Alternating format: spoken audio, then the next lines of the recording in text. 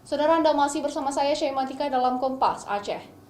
Sambut Tahun Baru Islam, keluarga besar pewaris diraja Kerajaan Aceh Darussalam menggelar upacara pengibaran bendera Alam Pedang di Istana Darul Ihsan, Istana Kerajaan Aceh Darussalam di Banda Aceh. Bendera Alam Pedang sebagai bendera kerajaan dan pemersatu masyarakat Aceh pada masa Kerajaan Aceh Darussalam dikibarkan untuk memperingati Tahun Baru Islam 1 Muharram 1442 Hijriah. Upacara pengibaran bendera Alam Pedang diikuti oleh sekelompok orang yang mengaku diri sebagai pewaris dan pengemban amanat Kerajaan Aceh Darussalam.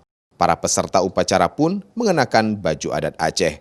Sebelum pengibaran bendera Alam Pedang, petugas pengibaran terlebih dahulu mengibarkan bendera merah putih diiringi dengan lagu kebangsaan Indonesia Raya. Selanjutnya pengibaran bendera Alam Pedang diiringi selawat kepada Nabi Muhammad SAW.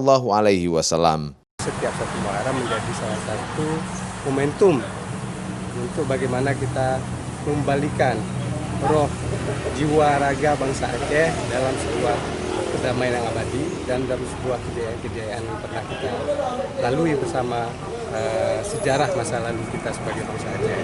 1 Muharram kali ini berbeda pada perayaannya memang karena kita harus mengikuti protokol COVID-19 yang sedang melanda kita semua. Upacara pengibaran bendera Alam Pedang berlangsung dengan menerapkan protokol kesehatan COVID-19.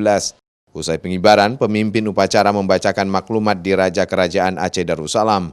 Maklumat berisikan bendera Alam Pedang merupakan simbol semangat perjuangan penyebaran dakwah Islamiyah yang telah ada sejak ratusan tahun silam di Aceh. Raja Umar, Kompas TV, Banda Aceh.